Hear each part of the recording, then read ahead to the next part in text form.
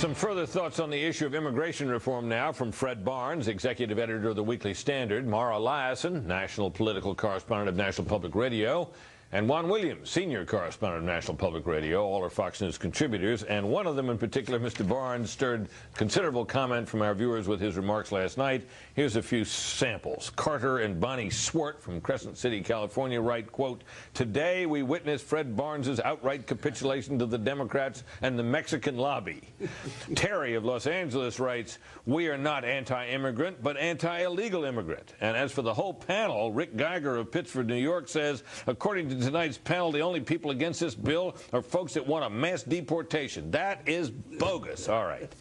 All right, so... yeah, that charge is bogus. Well, I think that's what we said. Look, Britt, I love the attention. On the other hand, there is the, look, I like the feedback.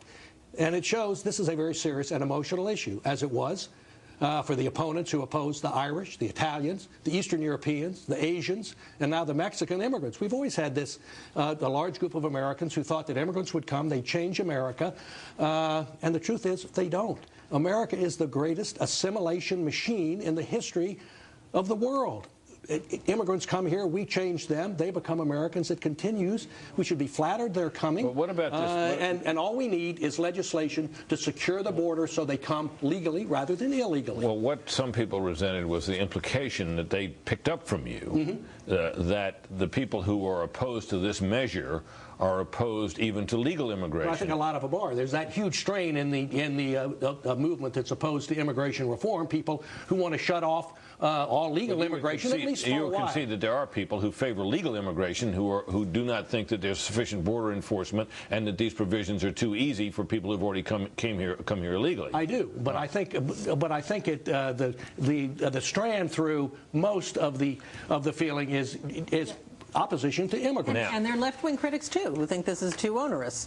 Exactly. I mean, who oppose the bill for reasons that it's too stiff. But look, I do think that in terms of the question of deportation, I think the question is still legitimate. If you don't like this solution for the 12 million people who are here illegally now, what would you prefer? One argument that you hear is if you have serious sanctions on employers for hiring illegals, that the jobs that draw them here will dry up, and you won't have to deport them. They either won't come in the first place, or if they're already here and can't find work, they'll go away. Juan?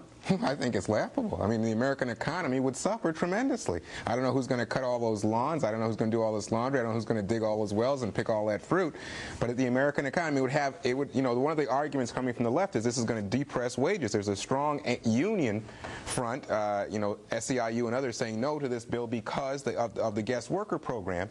And then you have employers who say, well, the guest worker program, it doesn't work either because the people have to go home after 2 years, and that's not workable. Is that just going to invite more people to become illegal because they don't go home and they need to have some training? So to my mind, it would hurt the American economy, and I think people aren't being realistic in their assessment of that. I don't think they are, but Brad, I look at it this way. We have a labor shortage in America. So what happens is so many of these businessmen have to, if they're going to continue their businesses, have to hire illegal immigrants. So is the solution to that, let's throw all these businessmen in jail? I don't think that's the right solution to it. And as Juan said, it would hurt the American economy. Let's secure the border. Let's let plenty of immigrants in.